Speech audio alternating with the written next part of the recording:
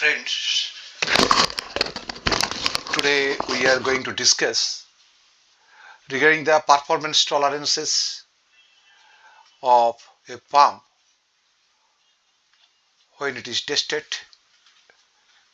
in vendor shop or at site, and the vibration limit of the running pump when the pump is running. So if you see the table here, this is the first column, the rated differential head. When a pump having a differential head, rated point head is 0 to 150 meter, then if you test it, then rated head, whatever rated head, differential head you get, that should be minus, should have the tolerance in between the tolerance limit of minus 2% to plus 5%. Similarly, at shut-off also, it when you do the same test, at that time its differential head shall be plus 10 minus 10. Suppose, and then another pump, another pump whose rated point differential head is 151 meter to 300 meter. There also rated point, the tolerance should be minus 2 to plus 3, and shut off should be plus 8 to minus 8. Shut off differential head should be plus 8 to minus 8. All the pumps which is having rated differential head more than 300 meter, for that pump the tolerances will be how much? Rated head tolerances, differential head tolerances will be minus 2 to plus 2, and shut off plus 5 to minus 5. And power at rated operating point shall be plus 4. And rated NPSH, the NPSH at rated point should not have any tolerance. What the value will be given, that is to be taken.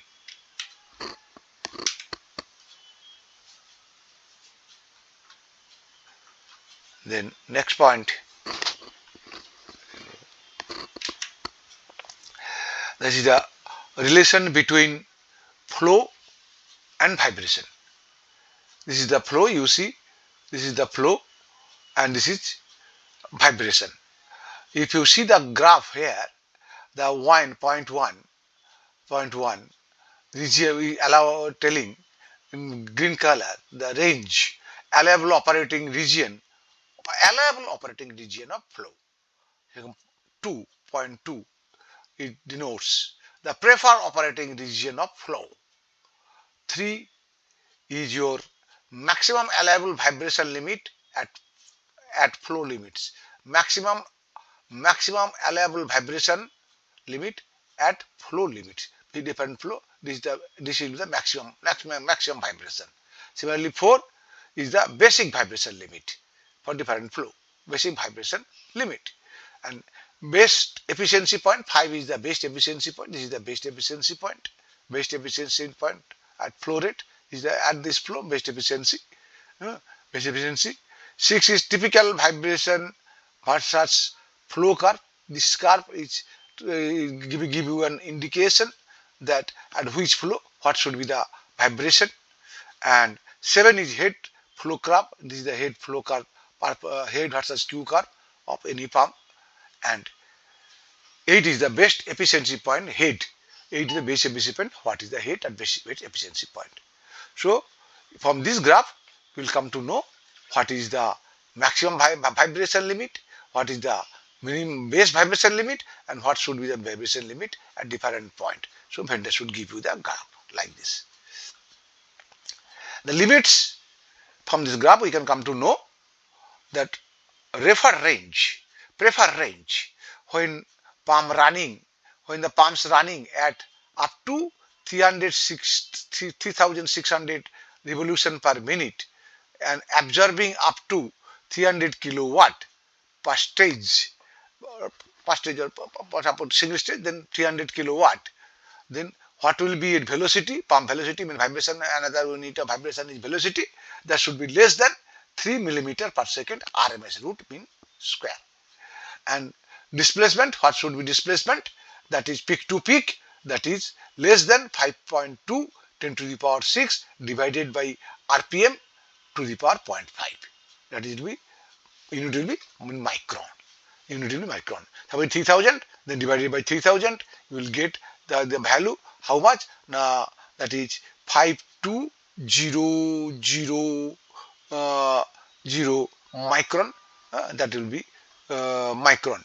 So that is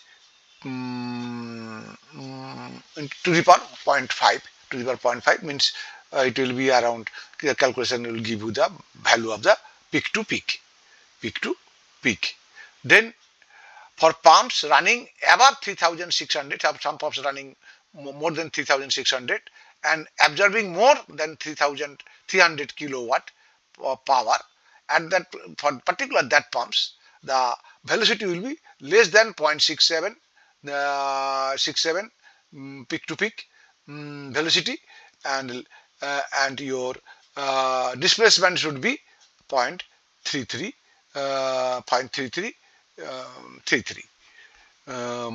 micron. And acceptable limit and acceptable ranges, the preferred ranges, when the pump running with acceptable ranges, it should be 30% than 30% more than the values giving to preferred ranges.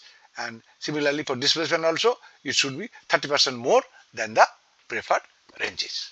The API, this is API as per 10.9, but API 12, you see, they are more clearly and categorically they have told for horizontal pumps as well as between bearing pumps, vertical pumps. They have given all these parameters particularly suitable for that pumps. Last, this is the slide shows what is the this graph shows that you see the vibration speed versus vibration velocity, and in millimeter per second, here it is inch per second, and one is the kilowatt per stage. If it single stage, then it is 300 pump having 300 kilowatt, then pump having 200 kilowatt, and graph 3 pump having 1500 kilowatt, then pump having 4 number is your 1000 kilowatt, 5 is 700 kilowatt, 6 is smaller pump, 6 is further smaller, that is 500 kilowatt, and 7 is 300 kilowatt. So if you see the different RPM, suppose your pump is 300 kilowatt pump, then running at about, that is 4000 RPM, then what should be its velocity? Its velocity should be 3 point something millimeter per second. Similarly, if it is in inch, it should be around 0.2 or 0.14 or 15 or 13, something like that, inch per RMS. So with this graph also you can come to know what will be your velocity of a pump when it is running.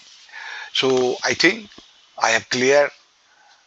If you go through these 4 slides, you will come to know what is the tolerances of the pump when running, what is the rated tolerances, rated differential head tolerances, what will be your shut-off pressure differential, shut-off head tolerances, NPSH tolerances, and vibration of different type of pumps, different type of capacity, different type of rated per speed, RPM, all are given in these 4 slides. So if you go through these slides, certainly your concept will be clear. You can refer to 610, 9th edition, 12, let us say 12th edition. There you will get a more precise way. I think I have cleared your all doubts. If you have still any more doubt, you can call me in my mobile number or in my mail ID. I will certainly reply you in time.